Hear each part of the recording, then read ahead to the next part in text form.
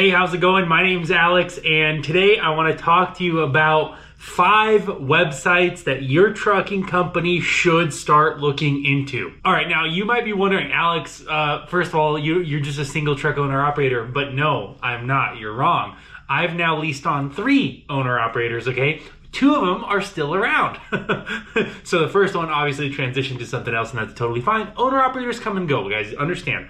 But here's what doesn't come and go. Your systems that are in place to, pay these guys and to keep track of your records, all of that stuff does not need to change when your owner operators do. All right, now let's get started. This is a serious list on helping you run your trucking business. The first website on your list that you should be using is towpiglet.com. Obviously, hold on guys, a quick selfish plug. There was a massive redesign on my website. It's awesome now. It works really well.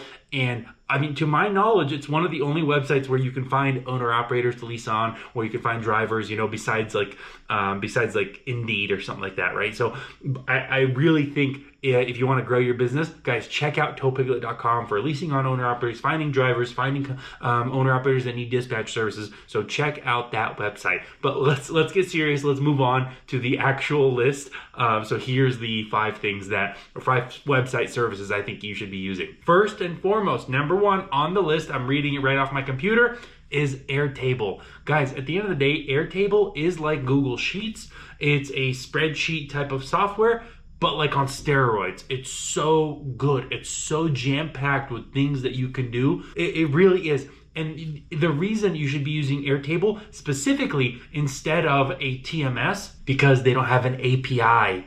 It's that simple. At the end of the day, you're gonna have to integrate your load management software, your TMS. You're gonna have to integrate it with a bunch of other software. And you can't do that if you don't have an API. And so guys, Airtable, check it out. It's one of the best things I started doing when I started leasing on owner operators. So Airtable, number 1. All right, guys, moving on. Number 2, it's Upwork. Now, you are smart. You are hardworking. However, you also don't know everything, just like me.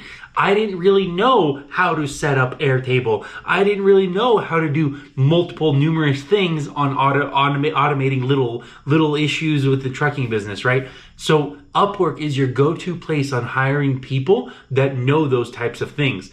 And it's crucial. I found my developer for my website on Upwork. I found my social media guy on Upwork. So there's a lot of people on there. And, keep in mind, hiring is guessing, firing is knowing. So don't be scared of letting people go when you bring them on and it's not, So guys, at the end of the day, Upwork is the website you want to be using. Now, if you want like a cheaper alternative, there's Fiverr also. You could just expand the search instead of doing US only, just do everywhere around the world. So because there's also talent around the world that is a little bit more affordable. So Upwork is number 2. All right, website number 3 is Zapier. Guys, it is so crucial. Zapier is I think their slogan is the glue of the internet, okay? And that is true. Zapier integrates with so many softwares, so many other services. It's so easy to automate things like when new emails come in, where they go, when a new order comes in for something, where it goes. It's just so convenient to use Zapier for all of those little things that you really don't want to be doing manually. And so really, guys, if you are not using it, you definitely should be. And a more technical alternative to Zapier would be Integromat.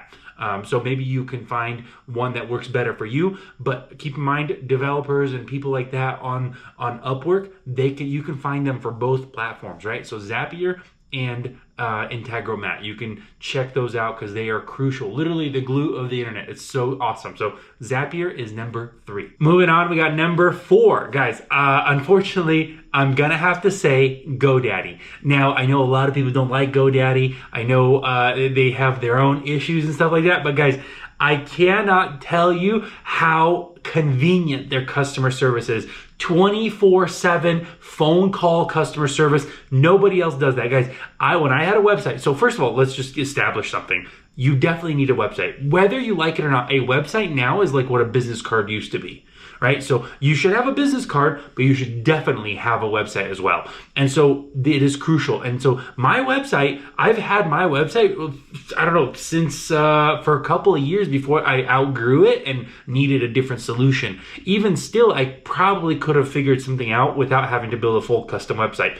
But the point remains the same, that website on GoDaddy was by far the easiest one to build, maintain, change, adjust, because the moment I didn't know how to do something, hey, GoDaddy, how do I do this? How do I do that?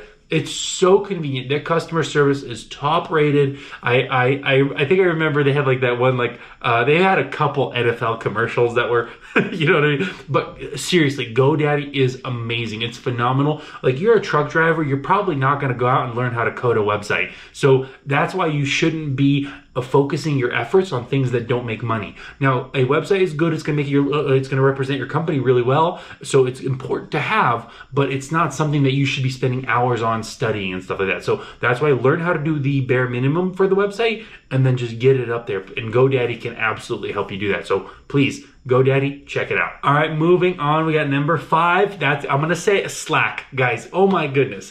Forget emails, forget text messages. Slack is the app you should be using for communication with your owner-operators. You can send pictures, you can send documents, you can call through the app, you can do messages. There's so many things jam-packed into the software. And also, here's the main thing. It integrates with Airtable. So let me tell you how this works. I book a load for my owner-operator.